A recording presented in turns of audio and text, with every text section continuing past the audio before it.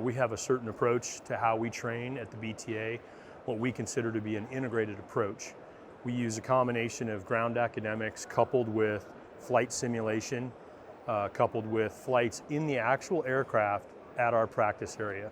What we believe this provides is, number one, the education on the systems, the knowledge that you need prior to going to fly the aircraft. The simulation provides an opportunity to review checklists, go over procedures, understand systems more fully, as well as practice those emergency procedures that you cannot nor should you practice in the aircraft because the results are too high risk.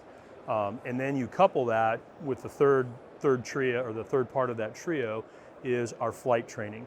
And in the flight training, we do those auto rotations, simulated tail rotor emergencies, hydraulic emergencies, general handling of the aircraft, because we've found that the customer gets a better understanding, both visually and by sense of touch, of what the aircraft's capable of, and it kind of helps them to explore their own limitations.